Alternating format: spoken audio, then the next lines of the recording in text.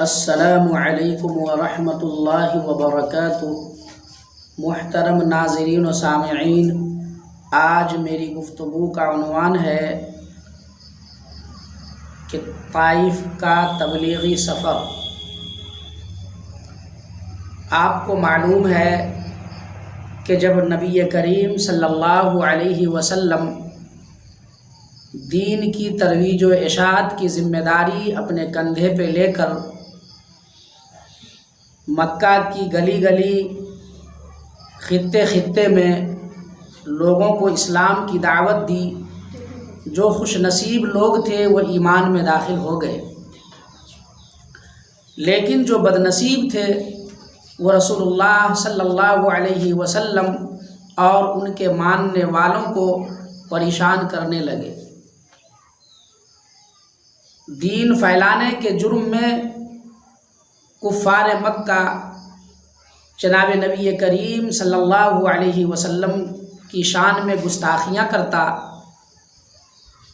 اور رسول اللہ صلی اللہ علیہ وسلم کی شان میں طرح طرح کی گستاخیاں اور ان کی شان میں نازیبا کلمات کہتے۔ اتنا ہی نہیں بلکہ جو لوگ اسلام میں داخل ہوتے، کفار مکہ میں سے کچھ لوگ اس کو پکڑ لیتے اور ریتیلی اور پتھریلی زمین پہ، جس وقت دھوپ کی شدت ہوتی، ان کو زمین پہ لٹا دیتے اور پتھر کا بہت بڑا چٹان اس کے سینے پہ رکھ دیتے، جس سے وہ پریشان حال ہو جاتا اور پھر اس آدمی سے کہا جاتا کہ تم اسلام سے پھر جاؤ، اسلام سے ہٹ جاؤ تو تمہیں یہ سزا نہیں ملے گی۔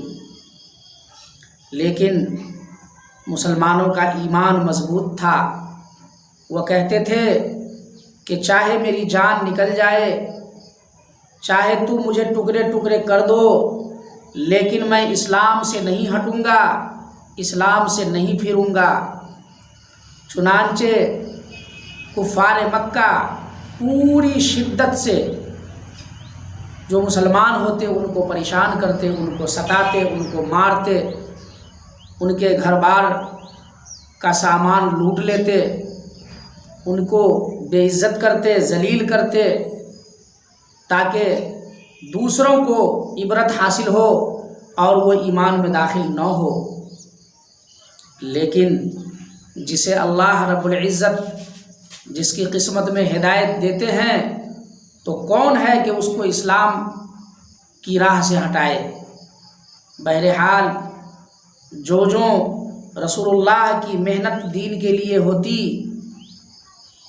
تو ویسے ویسے کافر بھی ان پہ ظلم کرتے۔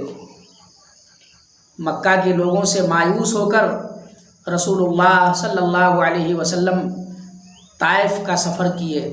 ان کے ذہن میں بات آئی کہ طائف میں بنو ثقیف کے لوگ رہتے ہیں اور وہ نرم دل ہوں گے اور میری باتوں کو وہ مان لیں گے۔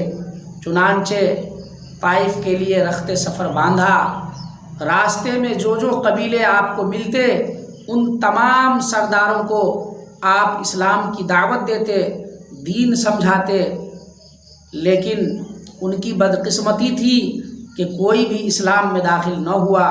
چنانچہ رسول اللہ صلی اللہ علیہ وسلم طائف گئے، وہاں کے 3 سردار سے آپ نے ملا، وہ سب بنو ثقیف کے لوگ تھے۔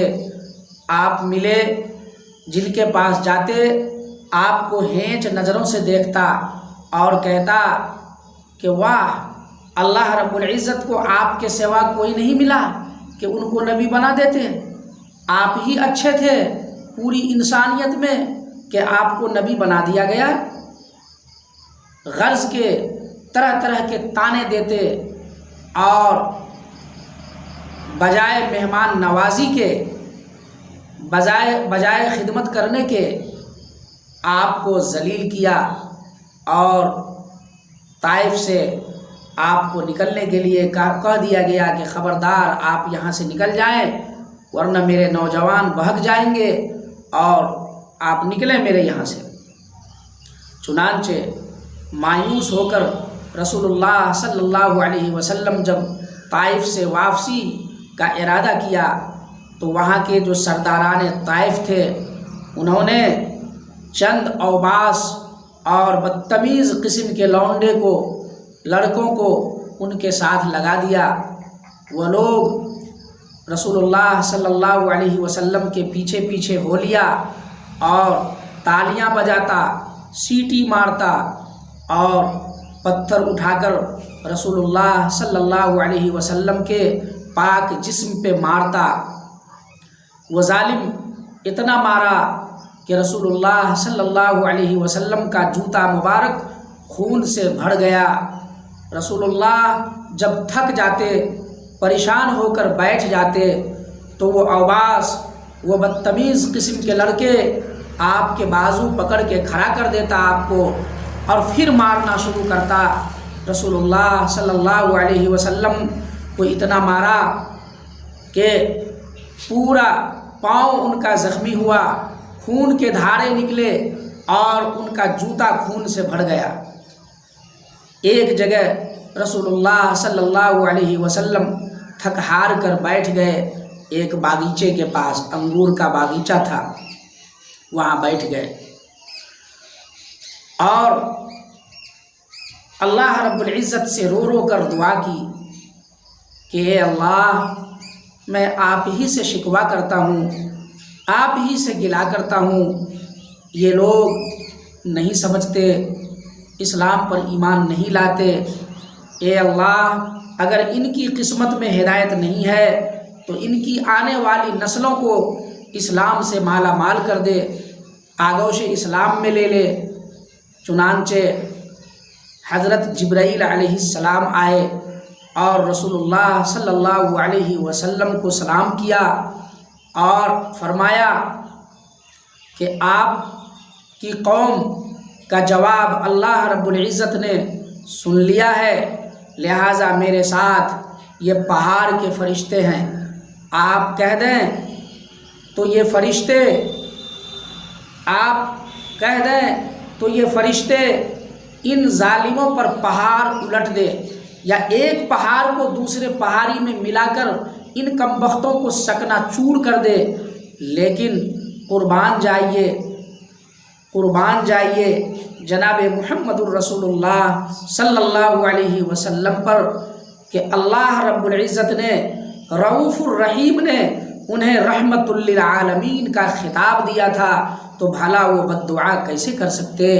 انہوں نے حضرت جبرائیل علیہ السلام سے کہا اور ان کے ساتھ جو فرشتے تھے ان سے مخاطب ہو کر فرمایا کہ نہیں، اگر اللہ ان کی قسمت میں ہدایت نہیں دیے ہیں تو ضرور ان کی نسلوں میں بھی اللہ اسلام داخل فرمائے گا، ان کے لیے آپ بد دعا نہیں کیے۔ وہاں سے پھر آپ چل دیے اور ایک جگہ، نخلا نامی جگہ تھا، آپ نے وہاں قیام کیا۔ بھائیوں، دین پھیلانے میں جناب محمد الرسول اللہ صلی اللہ علیہ وسلم نے بڑی پریشانیاں اٹھائی، تب جا کر آج ہم لوگ آغوش اسلام میں داخل ہیں، ورنہ ہم لوگ اللہ کو کیا سمجھتے، اللہ کے رسول کو ہم لوگ کیا جانتے۔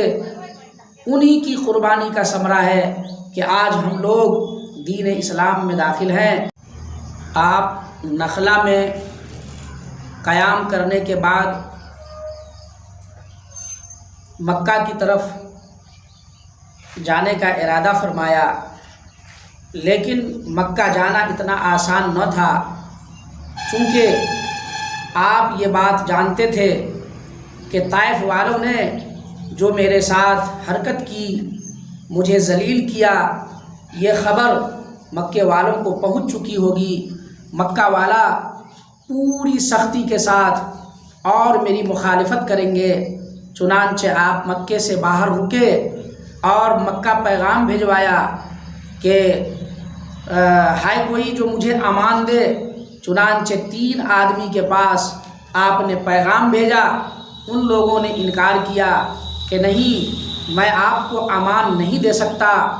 چنانچہ ایک شخص نے آپ کے پیغام کو قبول کیا جس کا نام مطعم بن عدی تھا۔ وہ تلوار و ہتھیار لگائے، اپنے بیٹوں کو ساتھ لیا اور رسول اللہ صلی اللہ علیہ وسلم کو تلوار کے سائے میں مکہ داخل کیا اور خانہ کعبہ گئے، طواف کیے، اور پھر مطعم بن عدی نے یہ اعلان کیا کہ محمد کو میں نے امان دیا ہے اور میری امان میں یہ مکہ میں داخل ہوا ہے۔ چنانچہ قریش نے اس کو قبول کیا۔ پھر رسول اللہ صلی اللہ علیہ وسلم مکہ میں رہنے لگے، لیکن ان کا رہنا، ان کا دین پھیلانا، ان کی تبلیغ کافروں کو راس نہ آتی تھی۔ چنانچہ آپ کو اور شدت سے، بہت زیادہ شدت کے ساتھ آپ کو پریشان کرنا شروع کیا۔ تو یہ باتیں تھیں جو میں نے آپ کے سامنے پیش کی۔ پھر اگلی گفتگو میں انشاءاللہ بات ہوگی۔ اللہ تعالی ہم سب کو دین کی خدمت کرنے والا بنائے، آمین۔